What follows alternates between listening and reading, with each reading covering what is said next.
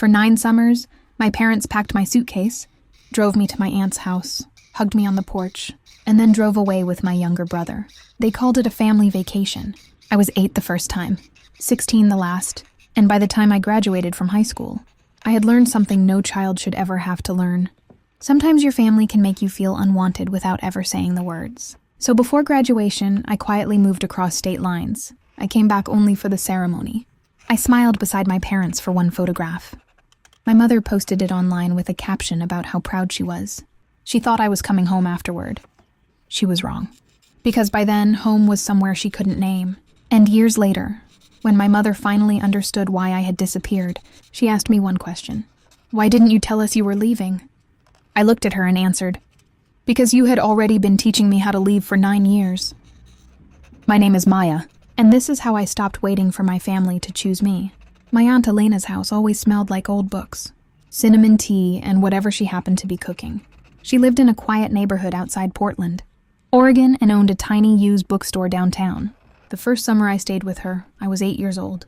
I didn't understand why my younger brother, Noah, was still sitting in the back seat of our family SUV while my parents carried my suitcase toward the porch. My mother crouched beside me. "Sweetheart, you're going to have such a wonderful summer with Aunt Elena." I smiled because I thought that meant they were doing something temporary. Maybe Noah had a special camp. Maybe my parents had work. Maybe they were going somewhere boring. I didn't know. My father carried my suitcase inside. Noah barely looked up from his handheld game. Then my parents hugged me, got back into the car, and drove away. I stood on Elena's porch watching the SUV disappear around the corner. I remember waving. I remember smiling. And I remember thinking they would come back soon. Elena put a hand on my shoulder. "You okay?" "Yeah." "Good, come inside." I made cinnamon rolls. I followed her. And that summer became one of the happiest summers of my childhood. That was the confusing part. I loved Elena. She never made me feel like a burden. She let me sit behind the counter at her bookstore and sort old paperbacks. She taught me chess. She took me to the library. She let me stay awake reading until midnight. She never complained when I burned grilled cheese. She never told me I was too sensitive. She never made me feel like I needed to earn my place at the table. So when my parents came back weeks later, I was genuinely happy to see them. My mother hugged me. "Did you have fun?" "Yes, I told you." I didn't understand what she meant. The next summer, she announced that I would be staying with Elena again. "You're going to love it." And then the next summer, and the next, every June the same suitcase came down from the closet. Every June my father loaded it into the car. Every June Noah stayed with them. At first I didn't question it. I was the quiet child. Teachers loved me. Babysitters loved me. My parents often called me easy. "Maya is so independent," my mother would say proudly. "She never gives us trouble." I used to think that was a compliment, until I noticed that everything in our family seemed to revolve around Noah. He needed more activities, more supervision, more attention. My parents knew his soccer schedule by heart. They attended his games. They planned his summer camps. They bought him new clothes before every trip. They took photographs of him everywhere. When I was 9, I finally asked my mother a question. "Can I come with you next summer?" She was folding Noah's vacation clothes. She didn't even look surprised. "Oh, honey, Noah's trips aren't really your thing." "What do you mean?" "You'd probably be bored." "I could try." She smiled and kissed my forehead. "You'll have much more fun with Aunt Elena." Then she went back to folding clothes. I stared at the pile beside her. Bright shirts, new sandals, swim trunks, everything Noah needed for a vacation I wasn't invited to. That was the first time I wondered whether being easy was simply another word for being the child nobody had to choose. I didn't ask again. Not for a while. At 12, something happened that changed everything. Elena had a desktop computer in the corner of her bookstore office. I was using it to look up information for a school project. Her social media page was open. I clicked the wrong tab, and there they were. My mother, my father, Noah, standing beside a hotel pool. My father had sunglasses on. My mother was holding a drink. Noah was smiling. The album was called Family Vacation, Summer Memories. I stared at those words. Then I started scrolling. There were dozens of photographs. A beach, a restaurant, a boat, ice cream, a hotel room. Noah laughing in the back seat. My parents standing beside him at sunset. 3 people. Over and over again. 3 people. I wasn't in a single photograph. Not even one. I clicked through the entire album. My hands became cold. For years, I had invented explanations for them. Maybe there wasn't enough room. Maybe the trip was connected to Noah's activities. Maybe I was happier with Elena. Maybe my parents thought they were doing me a favor. But photographs don't explain themselves. They simply show who was there and who wasn't.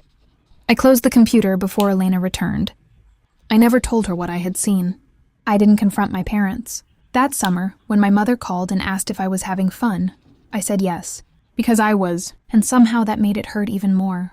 I loved Elena, but loving the place where your family sends you doesn't mean you wanted your family to send you away. The summers continued. 13, 14, 15, 16. Every year the same routine. Every year the same excuses. This trip would bore you. Elena loves having you. Noah needs more structure. You're so independent. By 14, I stopped asking. Not because it stopped hurting, because I finally understood that the answer wasn't going to change. The summer I turned 16 was the 9th summer. My father carried my suitcase to Elena's porch. My mother hugged me. Noah gave me a quick wave from the passenger seat. Years earlier, I would have stood there watching their car until the taillights disappeared. That time, I picked up my suitcase and walked inside before my father had even started the engine. Elena looked at me. "You okay?" I put the suitcase down. "Yeah." But that night, I opened an old notebook. On a blank page, I wrote 3 words. College, money, leave. I stared at them for a long time. Then I closed the notebook. For the first time, I wasn't waiting for my parents to change. I was planning for myself. By 17, the school library had become the place where my future existed. During lunch, I sat at the back computers researching colleges, scholarships, student housing, and part-time jobs. I wasn't looking for the best school. I was looking for the farthest one I could realistically afford. I wanted somewhere my parents couldn't casually drive to, somewhere my past couldn't follow me into every room. After school, I worked at a small grocery store. I saved almost everything. I kept one number written inside my notebook, the amount of money I needed to leave without asking anyone for help. My parents never noticed. At dinner, my mother talked about Noah's plans. My father talked about work. Their conversations revolved around his schedule, his sports, his friends, his future. Once, my mother finally asked me, "So what are you thinking about doing after graduation?" I already know. She looked surprised. Oh, that was it. No questions, no excitement, no discussion. I had spent years believing that one day my parents would suddenly notice me, that they would realize I was growing up, that they would ask about my dreams. But that day never came, so I stopped waiting. A few weeks before graduation, I had already found a small room across the state line. It wasn't beautiful. The kitchen was tiny. The carpet was old. The walls needed paint. But it was mine. I moved slowly. A backpack one day, a box of books the next, then clothes. I left enough things behind that my bedroom at my parents' house still looked occupied. Old shoes, school papers, childhood decorations. Nobody noticed. On graduation day, my mother straightened my gown. "Hold still. Your collar is crooked." My father took pictures. Noah stood beside me. I smiled. For one photograph, we looked like a normal family. My mother posted it later with the caption, "Couldn't be prouder of our girl. Family forever." I saw the post that evening. I stared at it for a long time. Then I turned off my phone, because the strangest part was that my parents weren't completely lying. They were proud of the version of me they could display. They just had never been interested in the girl, who had needed them when nobody was watching. That night, I told them I was meeting friends. I drove away. No dramatic goodbye. No letter. No confrontation. I simply went to the home I had already created. For the first few weeks, my parents assumed I was staying with friends. Then they started asking questions. Mom texted, "When are you coming home?" I didn't answer immediately. Then, "We miss you." I stared at the message. I wanted to believe it, but I also remembered 9 summers. Eventually, Dad called. I didn't answer. He called again. Then Mom contacted Elena. Elena honestly didn't know where I was. I hadn't told her yet. About a month after graduation, I finally called her. Her first question wasn't where I lived. It was, "Are you safe?" "Yes." "Are you eating?" I laughed. "Yes." "Do you have enough money?" "I'm okay." There was a long silence. Then Elena said, "You're 18. Your life is yours." I swallowed. I don't want Mom and Dad to know where I am. Another pause. I won't tell them. Then she added, but you call me every Sunday? I smiled. Every Sunday. And I did. For years. I studied. I worked. I graduated. I found a job as a junior data analyst. I rented a better apartment. I bought furniture. I learned how to cook. I learned how to make decisions without wondering whether someone would approve. I built a life quietly. A life nobody in my family had designed for me. Then at 22, something unexpected happened. I was having dinner with my boyfriend Ryan at a small restaurant. I looked toward the entrance and froze. Noah was standing there. He saw me. His expression changed completely. Maya? Ryan looked at me. I couldn't speak for a second. Noah walked over. We talked for a few minutes. He was in town for work. He hadn't known I lived nearby. He had never known where I had gone. The next morning, we met for coffee. He looked exhausted. I don't understand. What? I thought you liked staying with Aunt Elena. I did. He looked confused. So why did you leave? I stared into my coffee. I liked being with Elena. Then I looked at him. I just didn't like being the one you left behind. He went silent. For the first time, I saw something in his face I had never seen before. Guilt. I didn't know. He whispered. You were a kid too. So were you. That sentence stayed with me. 2 weeks later, Elena called me. Her voice sounded different. Your brother told your parents he saw you.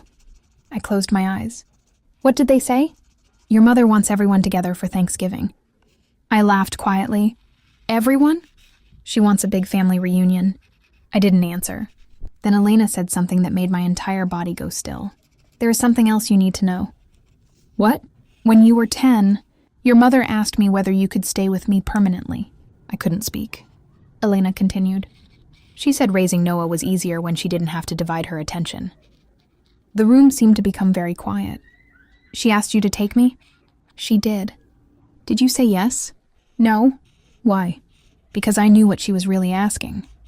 I closed my eyes. For years I had wondered whether I had imagined it. Whether I had somehow misunderstood. Now I had an answer.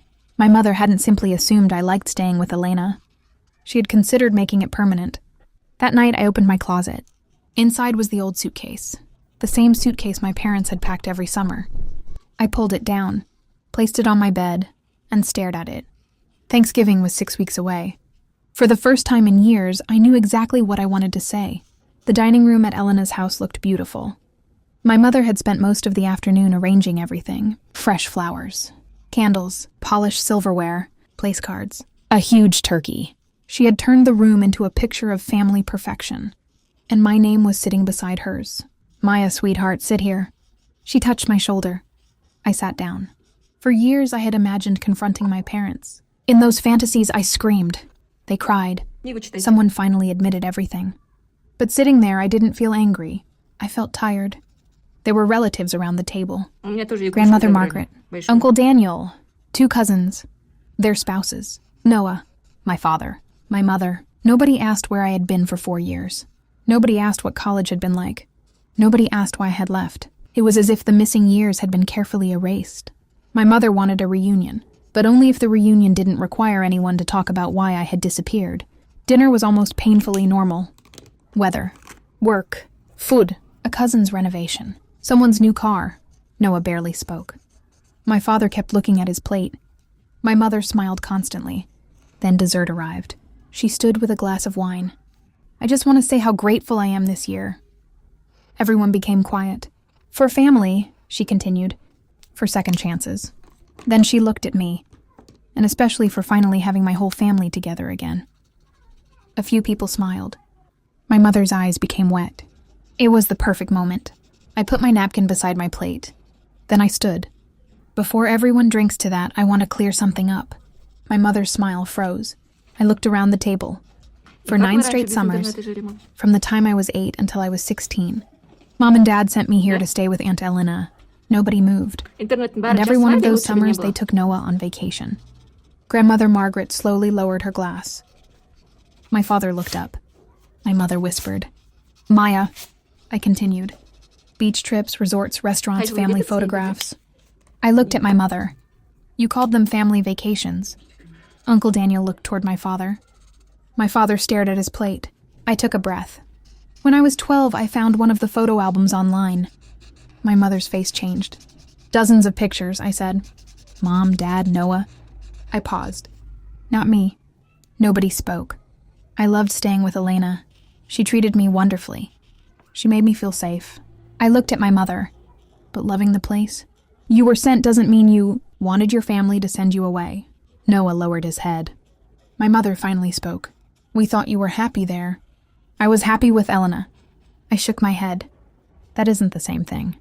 Silence. So when I graduated, I left. My father looked at me. You left before graduation? Before the ceremony. My mother's eyes widened. But you came home. For the ceremony. You never told us. I almost smiled. You never asked. Dad looked down. My mother shook her head. That isn't fair. It is exactly what happened. She tried to interrupt. I was 18. I had already found a place. I was working. I was studying. I was paying my own way. I looked around the table. You posted a graduation photo and wrote about how proud you were. My mother swallowed. By then I had already moved out. Grandmother Margaret stared at my mother. You didn't know? No, I answered. They didn't even know where I lived for weeks. My mother pushed her chair back. This is not the place for this. I looked at her. You just made a toast about having your whole family together. I paused. I can't think of a better place. Nobody laughed. Then I told them the part that changed the entire room. When I was 10, Mom asked Elena if I could live with her permanently. Noah's head snapped up. What? My mother went pale. I looked at Elena. She sat quietly at the end of the table. My mother shook her head. That isn't how it happened. Elena finally spoke. It is. My mother turned toward her. You said raising Noah was easier if you didn't have to divide your attention. Noah stared at Mom. You said that? My mother started crying, but she didn't apologize. She looked at me. Did you really have to embarrass me in front of everyone? I looked at her for several seconds. Then I said, that did more for me than any evidence ever could. My father closed his eyes. Uncle Daniel turned toward him. Michael, you knew? Dad swallowed. I knew she was being left behind. My mother looked at him. You knew? I should have stopped it. His voice was quiet. I didn't. That was the first time my father had admitted it. No excuses, no explanation. Just 4 words. I should have stopped it. Noah wiped his face. Then he looked at me. I should have noticed. You were a kid. So were you. Again, that sentence. It landed differently this time. I finally understood that Noah hadn't been my enemy. He had simply been the child everyone chose. And I had been the child everyone assumed would be fine. I sat down. My mother remained standing. She looked around the table, at the candles, at the flowers, at the relatives, at the family she had gathered to prove everything was normal. For once, nobody was looking at me like I was the problem. They were looking at her, and she had nowhere left to send me. After Thanksgiving, my phone became strangely quiet. For years, silence from my family had felt like proof that I didn't matter. Now it felt like space. My mother didn't call me directly. Instead, she began repairing the story. According to Elena, she told relatives that raising 2 children with very different personalities had been complicated. She said I had always been independent. She said I had loved spending summers with Elena. She said she had done the best she could. She didn't deny everything anymore. She simply softened it. But there was one thing she couldn't control. Everyone had heard the truth from me. Not through her. Not through a carefully edited explanation. From me. 2 months later, Dad finally contacted me. A handwritten letter arrived. Most of it sounded like him. He wrote about work. The weather. Small things. Then near the bottom, his handwriting changed. It became slower. Less steady. He wrote that he remembered those summers. He knew they weren't fair. He remembered dropping me off. He remembered seeing me standing on Elena's porch. He remembered driving away with Noah. He said he kept telling himself Mom had reasons. That I seemed fine. That Elena loved having me. Then he wrote one sentence. I should have stopped it. I read it 3 times. It didn't erase anything. It didn't turn him into the father I needed when I was 8. But it was the first time he had taken responsibility without asking me to comfort him. So I kept the letter. Noah and I started talking more. At first, the calls were awkward. We didn't know how to speak about our childhood. Sometimes we talked about work, movies, sports, food. Normal things. One evening, Noah admitted that he had gone through old vacation photographs. I never noticed, he said. Noticed what? How strange they looked. I knew what he meant. You were inside the picture, I said. He was quiet. I was outside it. He didn't argue, because he knew. Elena continued calling every Sunday. That relationship didn't need rebuilding. She had never broken it. She had been the person who gave me a home when my own family decided I needed somewhere else to be. One weekend, Ryan and I planned a short trip. I opened my closet. The old suitcase was still there. I pulled it down. For a moment, I was 8 again, standing on Elena's porch, watching my parents drive away. Then Ryan walked into the room. He looked at the suitcase. That's enormous. I laughed. It's an old family tradition. He raised an eyebrow. Should I be worried? I smiled. No. He tossed a sweatshirt inside. You're packing 3 pairs of shoes for 2 days. I laughed again, and something inside me loosened. That suitcase used to mean someone else had decided where I belonged. Now it meant I was choosing where I wanted to go. That difference was enormous. Over the next few years, my life continued changing. My career grew. I moved into a better apartment, then bought my own place. I traveled. I built friendships. I learned that family could also mean people who showed up consistently, people who asked questions, people who remembered important dates, people who noticed when you were struggling. I didn't become bitter. That surprised me. For a while, I thought healing meant forgetting. It doesn't. You remember. You simply stop allowing the memory to make decisions for you. My mother eventually sent me a long message. She wrote that she regretted the past. She said she loved me. She said she never intended to make me feel unwanted. I read it carefully. Then I answered honestly. I believe you regret it now. I paused before adding, but intention doesn't erase impact. She didn't respond for several days. Eventually she wrote, I don't know how to fix this. I looked at the screen. For the first time, I didn't feel responsible for giving her the answer. So I wrote, you can't change what happened. Then, but you can stop pretending it didn't. That was all. I didn't need an apology big enough to rewrite my childhood. I didn't need my mother to suddenly become the person she should have been. I needed her to stop asking me to participate in the lie, and slowly she did. Our relationship never became what it might have been, but it became honest. Sometimes we talked. Sometimes months passed. I stopped measuring my worth by how often she called. That was another kind of freedom. Noah remained closer.